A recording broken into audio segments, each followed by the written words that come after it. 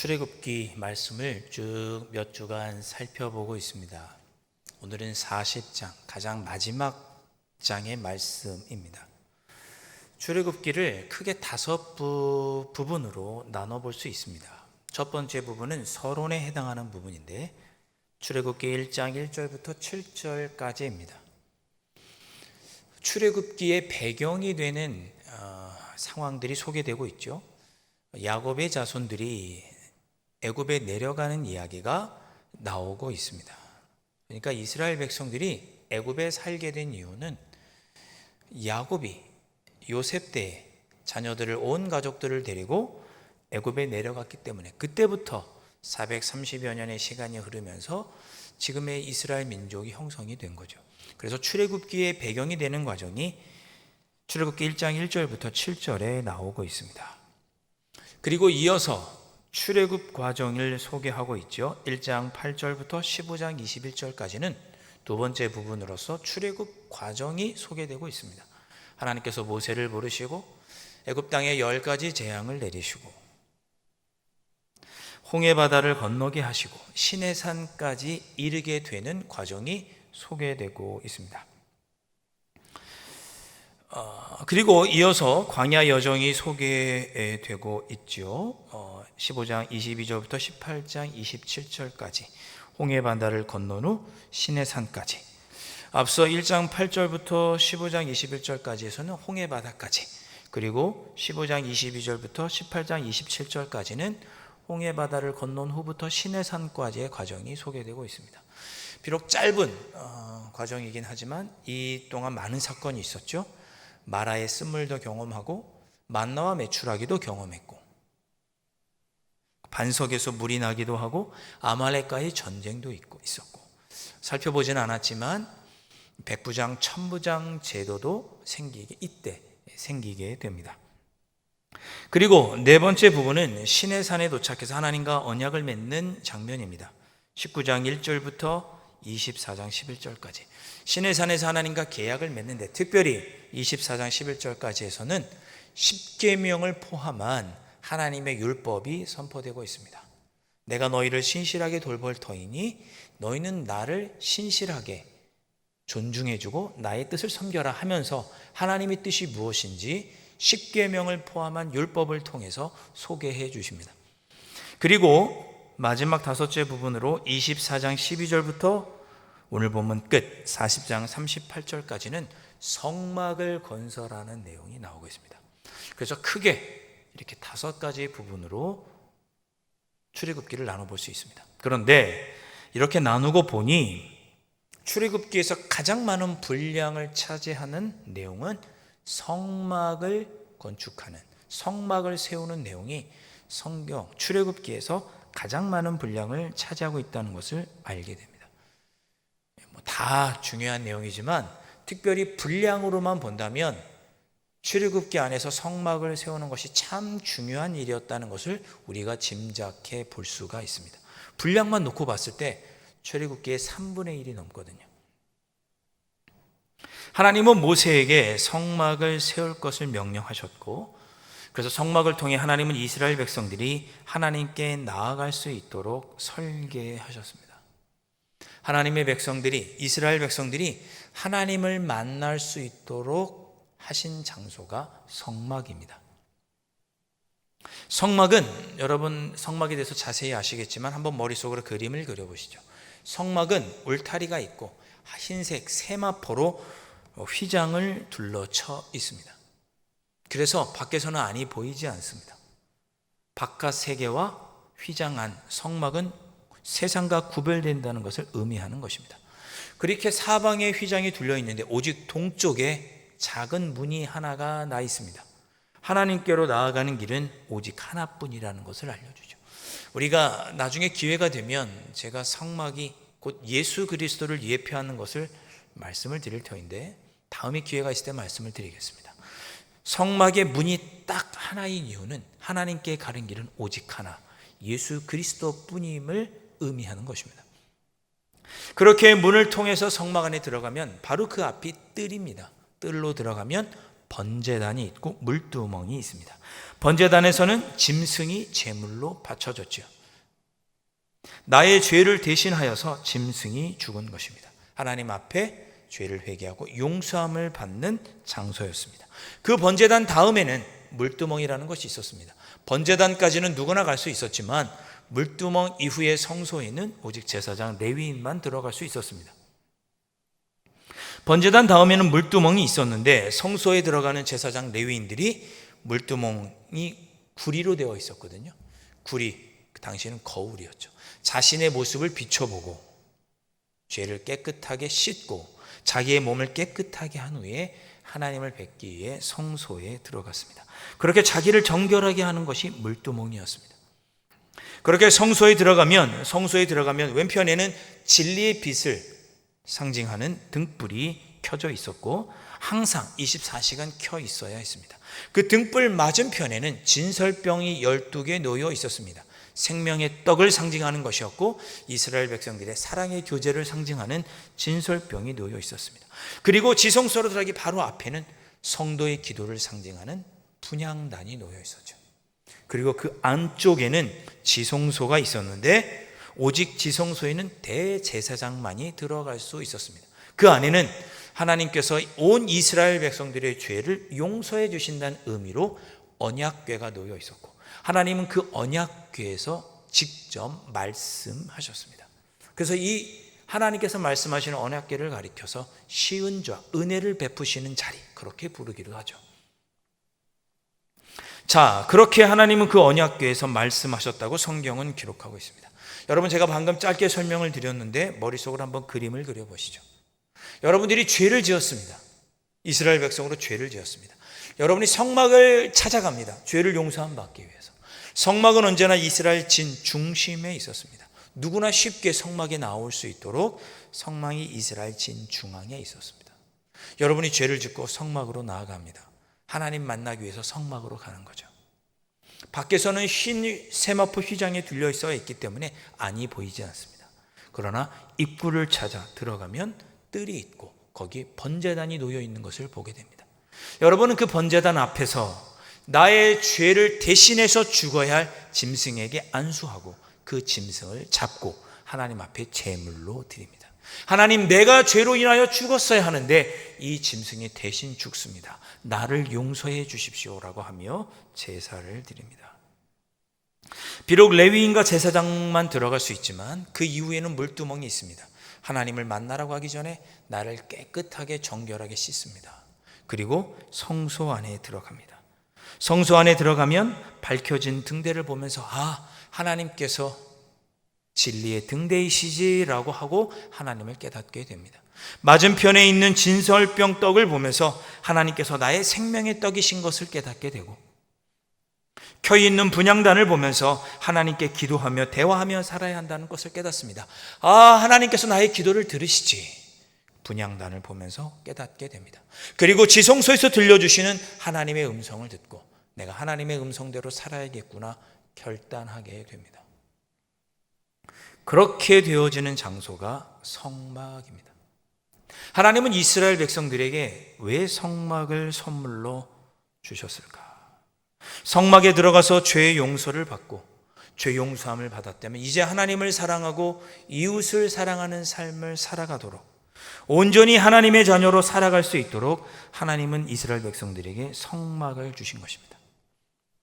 마치 우리가 옷이 더러우면 세탁기에 넣었다가 깨끗하게 빨아서 다시 새 옷으로 입는 것처럼 이스라엘 백성들이 하나님의 백성으로 사는 일에 실패해서 좀 더러워지면 그들을 다시 깨끗하게 하기 위해서 성막을 주신 거죠. 여러분, 그 자동 세차 기름 넣고 하시잖아요. 처음에 자동차가 들어가면 어떻게 돼요? 거품이 막 뿜어나오고 물줄기가 새어지고 소리차를 구석구석 깨끗하게 닦죠. 바람이 불고 뜨거운 바람이 불어서 차를 깨끗하게 번쩍번쩍 새차같이 되어서 나오게 됩니다. 그렇게 죄로 물들어 있던 우리가 깨끗하게 나와서 새롭게 하나님의 자녀로 살아갈 수 있도록 만들어주신 시스템, 우리를 깨끗하게 하시는 시스템이 성막이었습니다.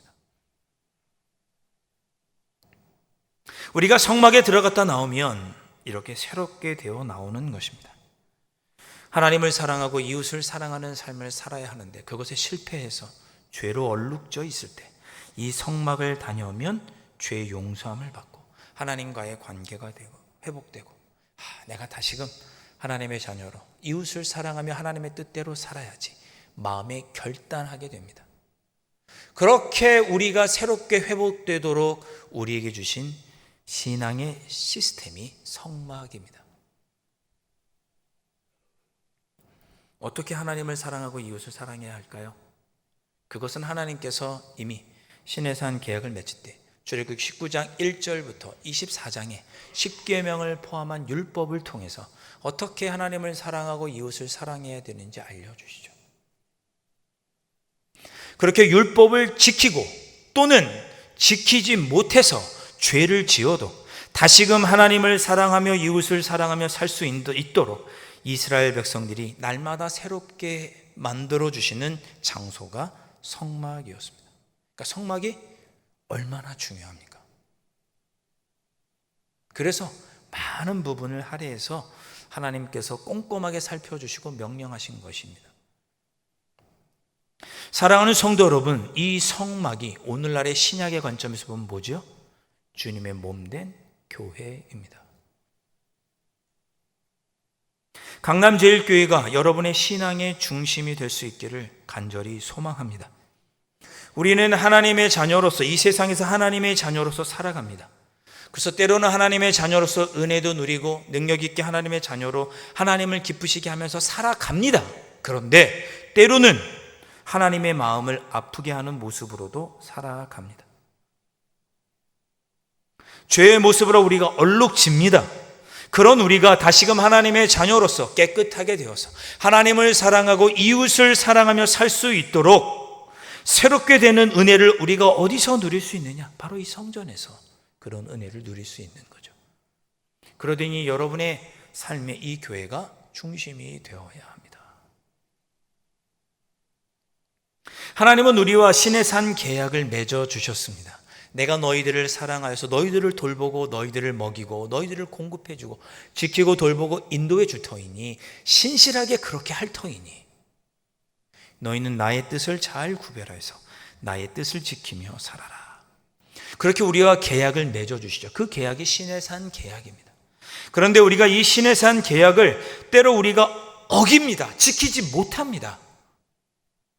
그렇게 우리가 신의 산 계약을 어긴다 할지라도 우리를 다시금 새롭게 해주시는 곳이 바로 여기 주님의 몸된 교회입니다. 여전히 신의 산 계약이 우리에게 유효할 수 있도록 해주시는 장소가 주님의 몸된 교회인 거죠. 그러니 얼마나 교회가 소중하고 중요합니까? 여러분, 교회에 오셔서 예배 드리고 성도님들 서로 보면서 왔어 인사하고 맛있게 국수 먹고 돌아가시는 것으로 끝이 아닙니다. 저희는 이렇게 주님 전에 나와서 예배 드리면서 겉으로는 모르지만 영적으로 우리는 깨끗해지는 것입니다. 다시금 하나님의 자녀로 살아갈 새 힘과 용기를 여기서 얻고 삶의 자리로 가는 것입니다. 그런 것이 교회입니다. 자, 이처럼 중요한 성막을 하나님께서 주님의 몸된 교회를 우리에게 허락해 주셨습니다. 하나님께서 우리에게 이런 성막을 허락해 주시는 것을 통해 우리는 하나님의 어떤 분이신지를 깨닫게 됩니다. 우리에게 이런 귀한 성막을 주신 하나님은 어떤 분이신가? 하나님은 우리와 늘 함께 하기를 원하시는 하나님이시라는 것을 깨닫게 됩니다. 자, 오늘 읽었던 말씀 중 34절에 이렇게 기록하고 있습니다.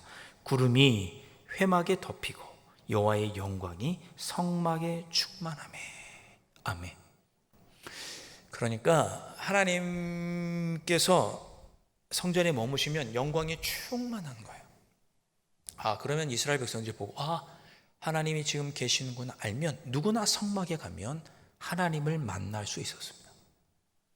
여러분 지금 하나님 만나고 계시는 거죠. 맞죠? 저 보러 오신 거 아니고 좋은 찬양 들으러 오신 게 아니라 지금 하나님을 만나고 계신 거예요. 우리는 교회에 나와서 하나님을 만납니다. 하나님 멀리 계신 게 아니라 여기 계신 거죠.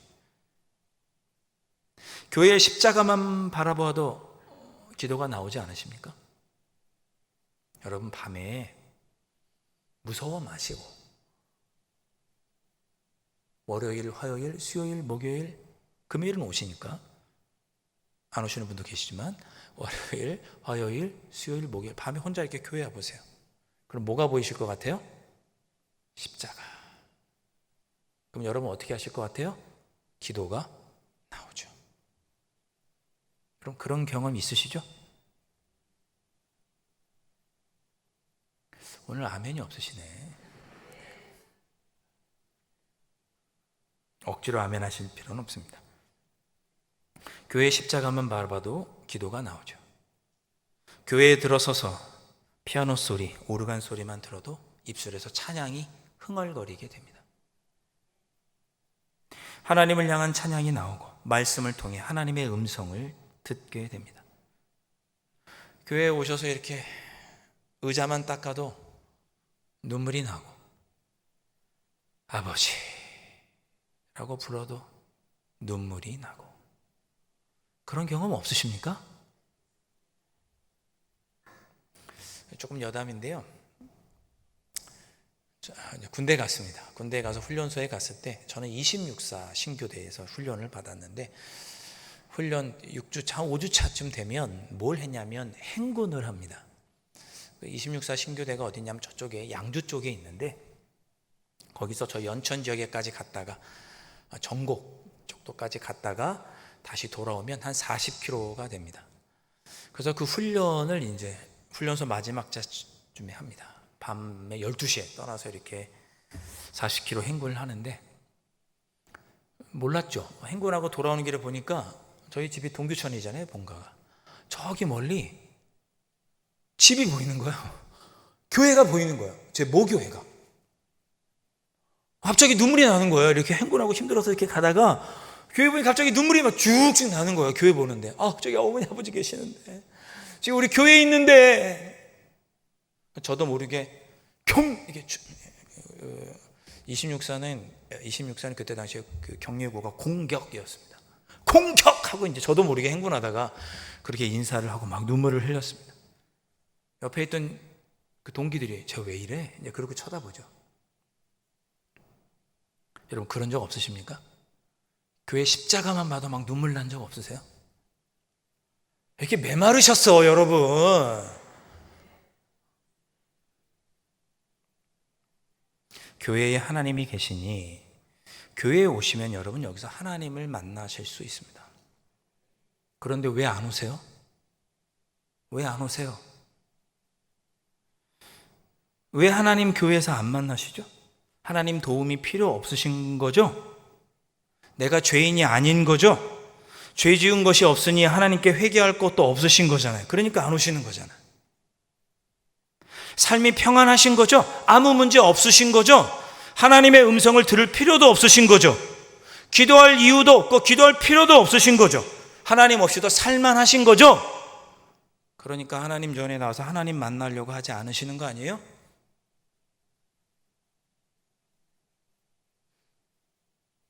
성막이 교회가 내 중심에 있을 필요가 있습니다. 하나님은 우리와 함께 하기를 원하십니다. 그래서 우리가 이 교회에 오면 우리가 하나님과 함께 됩니다. 그때 우리의 하나님과의 관계도 회복이 되고 하나님의 음성도 듣고 그렇게 되는 거죠. 하나님은 우리를 만나기를 원하신단 말이에요. 특별한 어려움이 없어도 죄를 짓지 않으셨어도 삶이 평안해도 교회에 오세요. 교회에 오셔서 여러분의 얼굴을 하나님께 좀 보여드리세요. 자녀가 부모에게 효도하는 게 특별한 거 있습니까? 자주 찾아뵙고 얼굴 보여드리면 그게 효도죠. 하나님께서 여러분을 만나기 원하시면 교회에 오셔서 하나님께 여러분 얼굴 그냥 보여드리고 가세요. 그게 효도죠.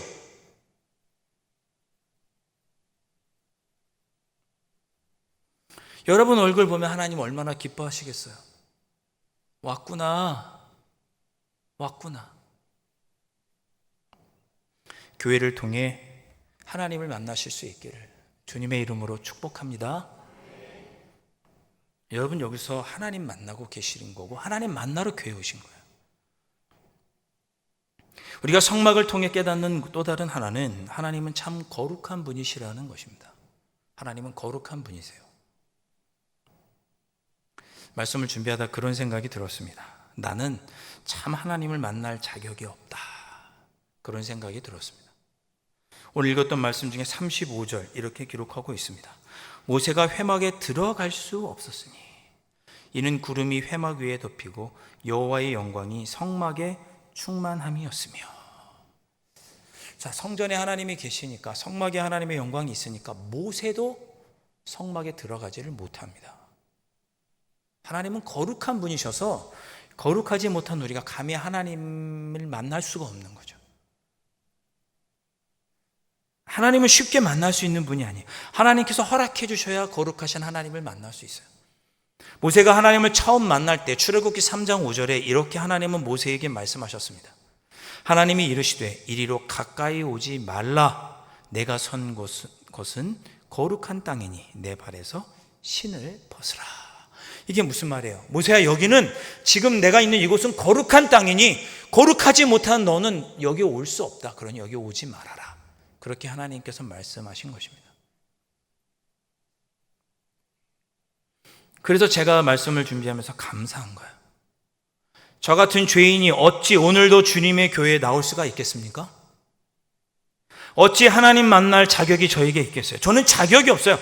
거룩하지도 않아요. 저는 부족하고 연약합니다. 그런 제가 오늘 이곳에 나와 하나님을 만날 수 있으니 어찌 감사하지 않을 수 있어요? 우리가 어떻게 우리가 하나님을 이곳에서 만날 수 있는 것입니까? 예수 그리스도 때문인 거죠. 우리가 감히 하나님을 만날 수 없지만 이곳에서 하나님을 만날 수 있는 이유, 아무런 자격이 없는 우리가 이곳에서 하나님을 만날 수 있는 이유는 무엇이냐? 바로 예수 그리스도 때문인 거죠. 십자가에서 나를 위해 피 흘려 죽으심으로 하나님의 자녀 삼아주시고 내 죄가 주홍과 같이 붉을지라도 주의 보혈로 덮어주셔서 우리로 하여금 죄 없다 여겨주시는 그 하나님의 은혜, 그 주님의 은혜 때문에 오늘도 제가 이곳에서 예배 드리고 하나님을 만날 수 있는 것이죠. 그렇게 생각하니 감사합니다. 그렇게 생각하니 감사할 수밖에 없어요. 여러분 마음속에 감사가 가득하셔야 돼요.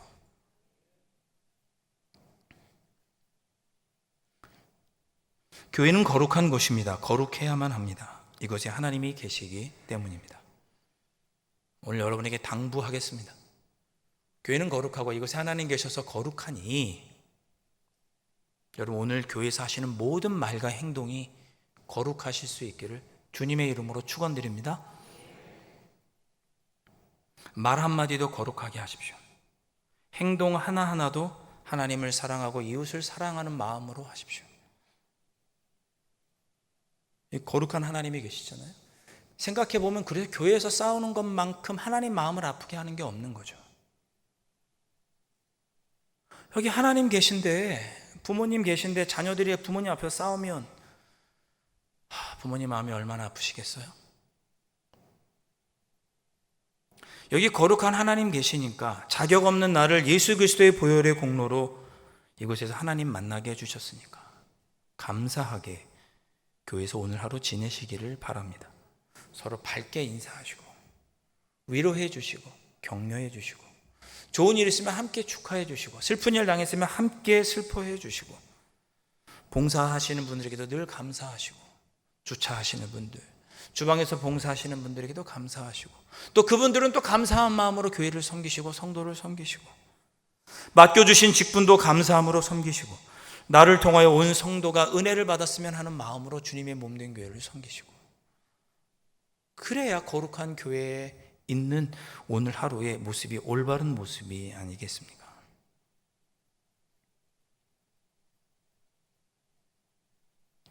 아멘이 없으시네.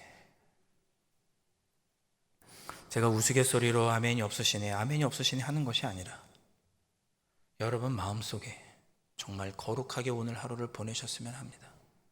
하나님 여기 계시니, 하나님 지금 나를 만나고 계시니 기쁨과 감사함으로 오늘 주님의 몸된 교회에서 보내실 수 있기를 주님의 이름으로 축복합니다. 말씀을 마치겠습니다. 교회를 통해 하나님은 우리를 만나주시고 하나님이 우리에게 주시는 힘과 위로를 우리가 누리게 됩니다. 그러니 늘 교회를 삶의 중심에 두시고, 삶의 중심에 두라는 얘기는 또 매일 또 시간 날 때마다 교회 오라 그런 뜻이 아니고, 언제나 성전을 생각하고 교회를 생각하고 교회를 중심으로 생각하셔서 신앙생활 하셔서 하나님께서를 만나시고 하나님이 주시는 힘과 은혜를 누리며 살아가시는 여러분들 되실 수 있기를 주님의 이름으로 축복합니다. 자격 없는 내가 하나님을 만날 수 있게 되었으니 주님의 몸된 교회에서 늘 기쁨과 감사로 섬기실 수 있기를 또한 주님의 이름으로 축복합니다. 우리 강남제일교회를 통해 하나님의 영광이 이 교회에, 여러분의 삶에 충만하게 될 것입니다. 아멘. 기도하겠습니다.